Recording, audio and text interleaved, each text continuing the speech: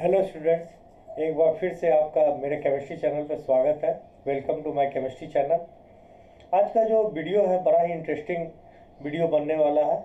आज का जो टॉपिक है वो रेंसिडिटी है। आज हम लोग रेंसिडिटी के डेफिनेशन को समझेंगे, उसके मीनिंग को समझेंगे। उसके बाद कॉजेज ऑफ रेंसिडिटी को समझते हैं। उसके बाद का जो टॉपिक है कौन कौन से ऐसे फैक्टर है या कौन कौन से ऐसे फैक्टर्स है जो रेंसिडिटी प्रोसेस को एक्सेलरेट करते हैं, और प्रिवेंशन फ्रॉम रेंसिडिटी। तो ये आज इतने सारे टॉपिक को हम लोग को डील करना है। तो चलिए बिना टाइम कंज्यूम किए हुए हम लोग वीडियो को शुरू करते हैं। तो सबसे पहले समझते हैं रेंसिडिटी होता क्या है या what do you mean by rancidity. तो रेंसिडिटी का एक्चुअल डेफिनेशन ये है कि an unpleasant change in the order and flavour of a food is called rancidity. जैसे जैसे कंसिडरेबल टाइम डेवलप्स होता है उसी हिसाब से जो है जो फैटी या ऑयली फूड्स वगैरह होते हैं उसकी क्वालिटी जो होती है वो डिटेरियोरेट करने लगती है। मतलब क्या हुआ कि उस जो फूड आइटम में वो अजीब टाइप का कुछ स्मेल या उसका जो टेस्ट होता है वो अनप्लीजेंट हो जाता है, जिसके कारण हम बोलते हैं कि भोजन जो है रेंसिड हो गया या वो फूड आइटम रेंसिड हो गया, और इसी प्रोसेस को हम लोग रेंसिडिटी बोलते हैं। तो अब ये रेंसिडिटी का जो मेन कॉज है वो क्या हो सकता है उसके ऊपर हम लोग डिस्कस करते हैं। तो यहाँ जो मेन टॉपिक है जो कॉजेज ऑफ रेंसिडिटी, तो जो कॉजेज ऑफ रेंसिडिटी है तो rancidity is caused by oxidation process. Oxidation process, ये जो ऑक्सीडेशन है एक टेक्निकल टर्म है। ये ऑक्सीडेशन का एक्चुअल मीनिंग है एडिशन ऑफ ऑक्सीजन। अब यहाँ पे जनरली कंफ्यूजन ये होता है कि एडिशन ऑफ ऑक्सीजन का मतलब यहाँ पे लोग O2 समझ लेते हैं, यानी ऑक्सीजन यहाँ पे ऐड करता है, जबकि ऐसा नहीं है। यहाँ पे जो एडिशन ऑफ ऑक्सीजन है वो एक्चुअल में यहाँ पे ये नेसेंट ऑक्सीजन है। इसको हम लोग बोलते हैं नेसेंट ऑक्सीजन, या आप इसी को आप ऑक्सीजन आयन भी बोलते हो, या आप इसी को जो है ऑक्सीडेंट भी बोलते हो, तो इस तरह करके जो है ये नेसेंट ऑक्सीजन है। तो O2 और इसमें जो नेसेंट ऑक्सीजन है उसमें एक्चुअल जो डिफरेंस है, ये O2 जो है ये एक्चुअल में स्टेबल फॉर्म है, और जबकि ये जो नेसेंट ऑक्सीजन है वो अनस्टेबल फॉर्म है।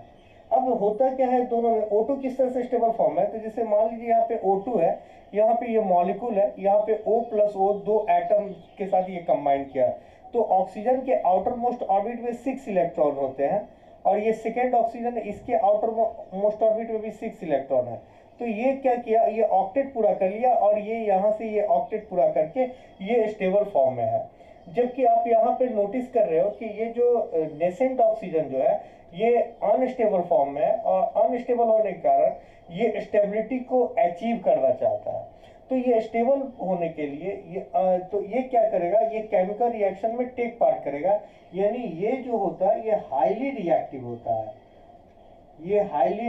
होता है, और यही हाईली रिएक्टिव जो इसकी प्रॉपर्टी है, तो ये इसको जो है फैटी फूड के साथ इसको ये कंबाइन करती है। तो जैसा समझते हैं कि एक्चुअल में होता कैसे है। तो जैसे मान लीजिए मेरे पास एक कंटेनर है, इस कंटेनर पे मैंने जो है कुछ फूड आइटम को मैंने यहाँ पे रखा है, ये फैटी फूड्स है। अब फैटी फूड्स क्या होता है, ये हाइड्रोजन आयन को कंटेन करते हैं, hydrogen ion of fatty acid molecule. तो जो फैटी एसिड या फैटी फूड्स वगैरह होते हैं वो उसमें क्या होता है, वो हाइड्रोजन आयन होते हैं।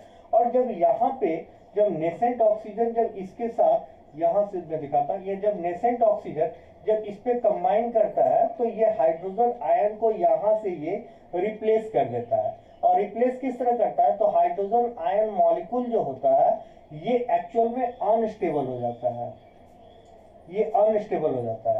तो जब ये नेसेंट ऑक्सीजन जब फैटी एसिड या फैटी फूड्स के साथ ये कंबाइन करता है तो हाइड्रोजन आयन जो मॉलिक्यूल होता है वो अनस्टेबल होता है, और अनस्टेबल होने के कारण जो है ये यहाँ से रिप्लेस कर जाता है, ये रिप्लेस कर जाता है। और रिप्लेस जब हो जाएगा तो यहाँ पे ऑक्सीजन आयन जो है यहाँ पे अटैच होना शुरू होगा, और जितना ज़्यादा ऑक्सीजन आयन यहाँ पे अटैच होना शुरू होगा वो फूड आइटम जो है उतना ही जल्दी रेंसिड होते चला जाएगा। तो ये एक्चुअल में अब क्या होता है कि जो हाइड्रोजन आयन जो अनस्टेबल हो गया, रिप्लेस होना शुरू होता है, तो ये क्या होता है, जो रिप्लेस होता है एक्चुअल में ये स्मॉल फ्रैगमेंट्स में टूट जाते हैं। जो हाइड्रोजन आयन जो मॉलिक्यूल होता है वो स्मॉल फ्रैगमेंट्स में टूट जाता है, और इस तरह जो है इसके बीच की बॉन्डिंग कमजोर हो जाती है। और जब बॉन्डिंग कमजोर हो जाती है तो ये जो नेसेंट ऑक्सीजन जो होता है ये आसानी के साथ जो है ये फैटी फूड के साथ वो अटैच हो जाता है, और अटैच होने के कारण जो है वो जो है फूड आइटम को जो है वो रैंसिड कर देता है। तो ये इसका एक मेन कॉज था जो हम लोग समझे इस टॉपिक में कि रैंसिड जो फूड आइटम होता है उसके पीछे क्या कारण हो सकता है। तो अब इसको समझ गए होंगे कि जो मेन जो प्रोसेस है वो ऑक्सीडेशन प्रोसेस है। ऑक्सीडेशन प्रोसेस में एडिशन ऑफ ऑक्सीजन होता है। एडिशन ऑफ ऑक्सीजन में कभी भी O2 कंबाइन नहीं करता है, ये स्टेबल फॉर्म में होता है। जो कंबाइन करने वाला जो है वो नेसेंट ऑक्सीजन होता है, इसी को आप ऑक्सीडेंट या ऑक्सीजन आयन बोलते हो। तो ये अनस्टेबल फॉर्म में होता है, और अनस्टेबल फॉर्म में होने के कारण ये स्टेबिलिटी अचीव करना चाहता है, और स्टेबिलिटी अचीव करने के लिए जो है ये हाईली रिएक्टिव हो जाता है। और हाईली रिएक्टिव होने के कारण जो है ये क्या करता है, तो ये हाइड्रोजन आयन मॉलिक्यूल जो होता है उसके साथ ये कंबाइन करता है, जो एक्चुअल में फैटी फूड बैकग्राउंड में फैटी फूड आइटम में जो है ये कंटेन होता है। अब क्या होता है, जैसे जैसे ये नेसेंट ऑक्सीजन जैसे जैसे ये कंबाइन करता है उसी तरह क्या करता है हाइड्रोजन आयन को वो रिप्लेस करना शुरू करता है। वो रिप्लेस इस तरह से करता है कि चूंकि पहले वो हाइड्रोजन आयन जो फैटी एसिड या फैटी फूड्स वगैरह में होगा उस मॉलिक्यूल को वो अनस्टेबल करता है, अनस्टेबल करके वहां से वो रिप्लेस करता है। रिप्लेस करने पे क्या होता है, एक्चुअल में रिप्लेस जब होता है तो वो स्मॉल फ्रेगमेंट्स में वो टूट जाते हैं, और स्मॉल फ्रेगमेंट्स में जब टूट जाते हैं तो इसके बीच की जो बॉन्डिंग जो पहले जो है कुछ ये इस तरह से था, पहले ये इस तरह से था, अब क्या होता है स्मॉल फ्रेगमेंट्स में टूटने के कारण इसके बीच में जो छोटी छोटी डिस्टेंस बन जाता है, और ये हाईली अनस्टेबल हो जाता है। और इस तरह जो है जो ऑक्सीडेंट होता है वो आसानी के साथ जो है फैटी फूड आइटम्स के साथ अटैच होके पूरे के पूरे फूड आइटम को रेंसिड कर देता है। तो ये जो है हम लोग यहाँ पे इस बात को समझे कि कॉजेज ऑफ रेंसिडिटी क्या होता है और कॉजेज ऑफ रेंसिडिटी क्या है। अब नेक्स्ट जो टॉपिक है वो है कौन कौन से ऐसे फैक्टर्स हैं जो रेंसिडिटी प्रोसेस को एक्सीलरेट करते हैं, तो उस पर हम लोग डिस्कस करने वाले हैं। तो चलिए आप इसका स्क्रीनशॉट ले लें, उसके बाद हम लोग नेक्स्ट टॉपिक पे डिस्कस करते हैं।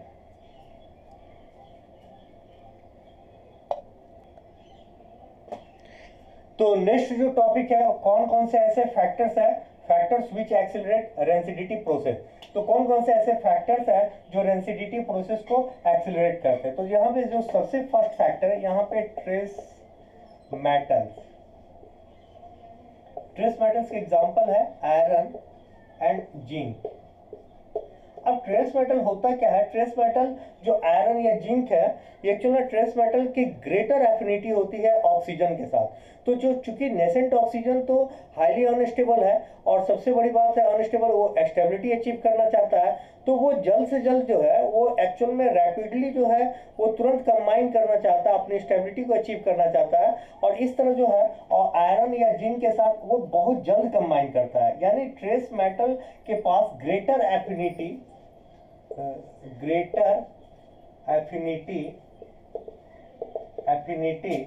विथ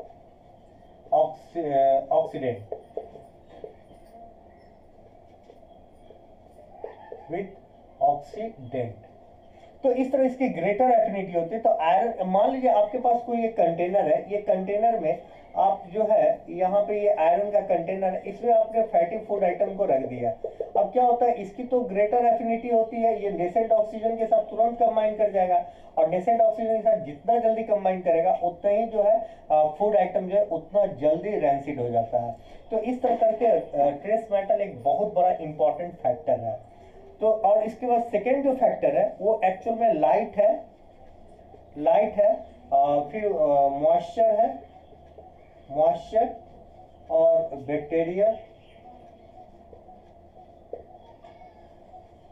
अब यहाँ पे ये तीन बहुत इंपॉर्टेंट फैक्टर है जो कुछ बैक्टीरिया, यहाँ पे तो लाइट हम लोग मॉइस्चर बैक्टीरिया के ऊपर जो टॉपिक है उसको हम लोग समझने वाले हैं प्रिवेंशन में, कि किस तरह से जो है रेंसिडिटी प्रोसेस से हम लोग जो है प्रिवेंट हो सकते हैं, फूड आइटम को प्रिवेंशन किया जा सकता है।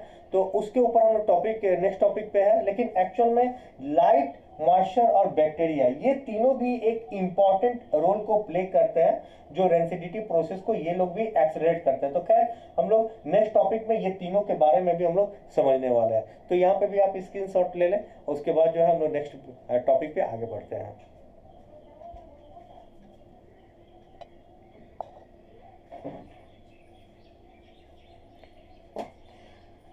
तो चलिए हम लोग वन बाय वन समझते हैं। Retardation of oxidation of fatty foods, यानी रेंसिडिटी प्रोसेस को कैसे रिटार्ड किया जा सकता है, यानी कम किया जा सकता है। तो यहाँ पे जो फर्स्ट पॉइंट है, बाय एडिंग एंटीऑक्सीडेंट,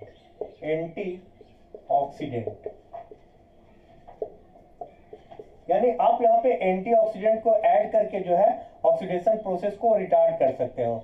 और ऑक्सीडेशन प्रोसेस रिटार्ड हो गया, उसमें रिटार्डेशन हम लोगों ने ला दिया, तो वो क्या होगा, जो फूड आइटम है वो भी रेंसिड होने से उसका जो प्रोसेस है वो स्लो हो जाएगा।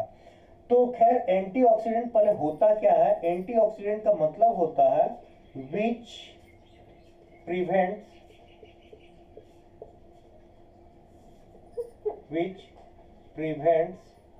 From oxidant. एंटीऑक्सीडेंट का मतलब होता है जो ऑक्सीडेंट से प्रिवेंट करता है, यानी बचाता है। अब जैसा देखिए एंटीऑक्सीडेंट होता क्या है, तो एंटीऑक्सीडेंट का कुछ एग्जांपल लेते हैं, जैसे विटामिन ई, विटामिन सी। ये दोनों विटामिन जो है एक्चुअल में ये एंटीऑक्सीडेंट है। एंटीऑक्सीडेंट मतलब ऑक्सीडेंट मतलब नेसेंट ऑक्सीजन, और एंटी मतलब इसका रिवर्स, मतलब इसका उल्टा। तो यानी एंटी जो होगा एंटीऑक्सीडेंट, वो ऑक्सीडेंट से प्रिवेंट करता है। तो विटामिन ई और विटामिन सी जो है, ये यदि हम फूड आइटम में ये दोनों को ऐड कर ले तो आप समझ लीजिए कि वहां पे जो ऑक्सीडेशन प्रोसेस जो होगा उसमें रिटार्ड आ जाएगा, और इस कारण जो है जो फूड आइटम जो होगा वो रेंसिड होने से भी बच जाएगा। तो ये दोनों विटामिन का हम लोग यूज करते हैं, और इसी को हम लोग यहाँ पे बोलेंगे, ये दोनों विटामिन जो रोल प्ले करते हैं वो एंटीऑक्सीडेंट का रोल प्ले करते हैं। इसके बाद भी कुछ केमिकल्स होते हैं जिसको ऐड आप कर सकते हो। जैसे मान लो कि आप मेरे पास एक केमिकल जैसे BHA है, BHA का मतलब यहाँ पे हो गया butylated hydroxy anisole. Butylated hydroxy anisole. एक और है BHT, ब्यूटाइलेटेड हाइड्रोक्सी टॉलिन। अब ये दो ऐसे केमिकल्स होते हैं जो एंटीऑक्सीडेंट का रोल प्ले करते हैं, यानी आप इसको बोल सकते हो ये एंटीऑक्सीडेंट केमिकल है। यहां मैं लिख भी सकता हूं एंटीऑक्सीडेंट केमिकल। तो आप ये दो केमिकल BHA, BHT, ये एंटीऑक्सीडेंट केमिकल्स होते हैं, जो ब्यूटाइलेटेड हाइड्रोक्सी एनिसोल है या ब्यूटाइलेटेड हाइड्रोक्सी टॉलिन है। ये यदि फूड आइटम में स्मॉल क्वांटिटी में यदि हम लोग इसको ऐड कर दें तो ये भी जो है आपको जो ऑक्सीडेशन प्रोसेस को जो है वो रिटार्ड कर देते हैं, और फूड आइटम को जो है वो रेंसिड होने से बचा लेते हैं हम लोग। तो इस तरह करके जो है हम लोग इसका यूज कर सकते हैं। चलिए आप इसका भी स्क्रीनशॉट ले लें, फिर नेक्स्ट पॉइंट की पे हम लोग डील करते हैं।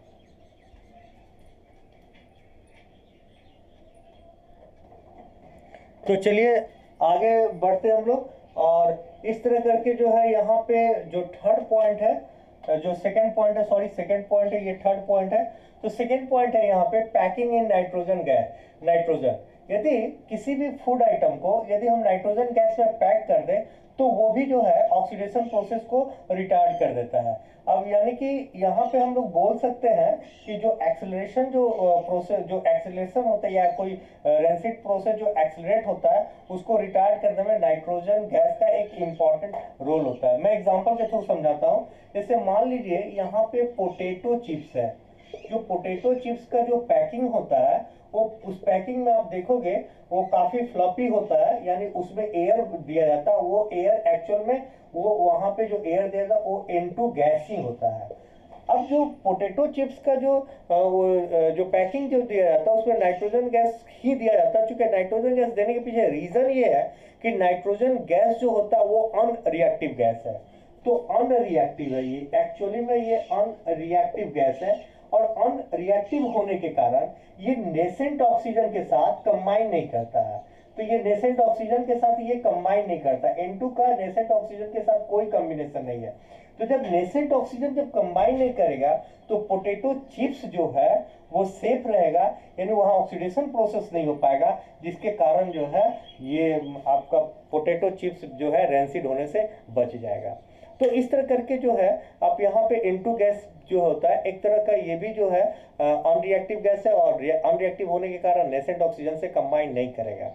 चलिए नेक्स्ट पॉइंट पे डील करते हैं, कीपिंग इन रेफ्रिजरेटर। अब यहाँ पे क्या है, रेफ्रिजरेटर में यहाँ पे टेम्परेचर का बड़ा इंपॉर्टेंट रोल है।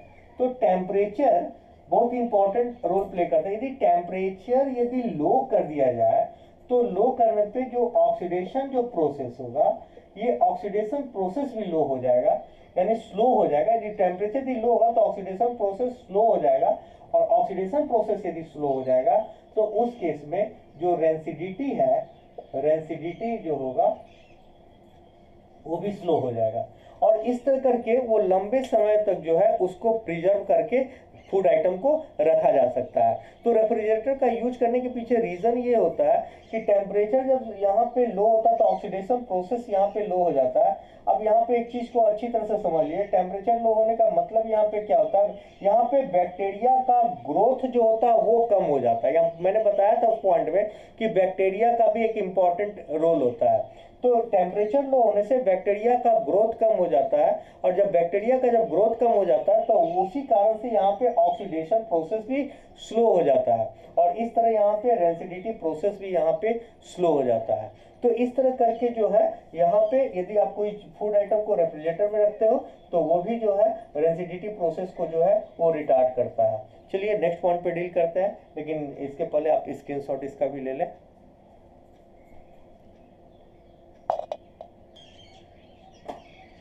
तो चलिए जो नेक्स्ट पॉइंट है वो storing in air tight container. अब यहाँ पे क्या होता है कि जैसे मान लीजिए मेरे पास कोई कंटेनर है, इस कंटेनर में मैंने क्या किया, यहाँ पे कोई फूड आइटम है, फैटी फूड आइटम, और इसमें क्या किया, मैंने इसको एयर टाइट कंटेनर यानी एल्युमिनियम फॉइल से मैंने पैक कर दिया। एल्युमिनियम,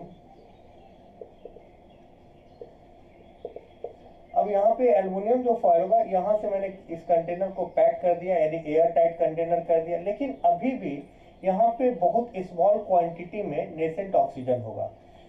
तो होता क्या है कि ये नेसेंट ऑक्सीजन इतना सफिशिएंट क्वांटिटी में नहीं है कि ये जो है इस फूड आइटम को रैपिडली जो है ये रेंसिड कर पाए, यानी ये प्रोसेस जो होगा यहाँ पे ये स्लो कर देगा। यानी एयर टाइट कंटेनर क्या करता है, एयर टाइट कंटेनर ये क्या करता है, ऑक्सीडेशन प्रोसेस को क्या करता है, स्लो कर देता है, और ऑक्सीडेशन प्रोसेस को स्लो कर देता है तो वो लंबे समय तक जो है वो रेंसिड होने से बचा रह सकता है। तो इस तरह करके एयर टाइट कंटेनर का भी यूज करके जो है हम लोग क्या कर सकते हैं, वो ऑक्सीडेशन प्रोसेस को रिटार्ड कर सकते हैं। और जो लास्ट पॉइंट है, storing foods away from light. अब इसका मतलब क्या हुआ कि आप देखे होंगे कि बहुत सारे फूड आइटम को उसमें लिखा भी हुआ रहता है it should be kept in cool place. अब उसके पीछे रीजन क्या है, लाइट जो होता है, अब लाइट जितना कम होगा, यानी कि जितना कम होगा, आप इसको ऐसे समझ लीजिए, या लाइट जितना ज्यादा होगा ऑक्सीडेशन प्रोसेस भी उतना ज्यादा होगा। ऑक्सीडेशन प्रोसेस ये एक्चुअल में ये डायरेक्टली प्रोपोर्शनल है एक तरह से। लाइट जब ज्यादा होगा तो वहां पे ऑक्सीडेशन प्रोसेस भी ज्यादा होगा, ऑक्सीडेशन प्रोसेस ज्यादा होगा तो रेंसिडिटी भी वहां पे ज्यादा होगा। तो यदि हम इसको क्या करें, डार्क प्लेस पे कर दें, यदि किसी फूड आइटम को हम डार्क प्लेस पे रख दें तो ये क्या होगा, डार्क प्लेस पे रहने के कारण जो ऑक्सीडेशन यदि प्रोसेस होगा वो स्लो हो जाएगा, और इस तरह रेंसिडिटी भी जो है यहाँ पे स्लो हो जाएगा। तो इस तरह करके जो है आप यदि फूड आइटम को लाइट से अलग करके उसको डार्क या कूल प्लेस में रख देते हैं तो रेंसिड जो फूड आइटम है वो रेंसिड होने से बच जाएगा और एसिडिटी प्रोसेस जो है वो रिटार्ड कर जाएगा। तो इस तरह कुछ हम लोगों ने आज जो डिस्कस किया, जो आज रेंसिडिटी के ऊपर हम लोगों ने सारे टॉपिक को डिस्कस किया। तो रेंसिडिटी का डेफिनेशन क्या है, कॉजेज ऑफ रेंसिडिटी क्या है, कौन कौन से ऐसे फैक्टर्स हैं जो रेंसिडिटी प्रोसेस को एक्सेलरेट करते हैं, और फाइनली हम लोगों ने ये सीखा कि retardation of oxidation of fatty foods या प्रिवेंशन फ्रॉम रेंसिडिटी। तो आज का वीडियो यहाँ तक ही रहने देते हैं, और एक बार फिर आपसे आग्रह होगा, यदि आपने अभी तक मेरे चैनल को सब्सक्राइब नहीं किया है तो काइंडली इसको सब्सक्राइब कर दें, और मैं नए नए वीडियो लेके केमिस्ट्री के ऊपर मैं यहाँ पर आऊँगा। और उम्मीद करता हूँ कि आज का वीडियो आपको अच्छा लगा होगा, और ये भी उम्मीद करता हूँ कि आप सरकार के द्वारा दिए गए निर्देशों का पालन कर रहे होंगे। इस लॉकडाउन की अवधि में आप जितना हो सके उतना सेल्फ स्टडी करके अपने नॉलेज को इन्हेंस कीजिए।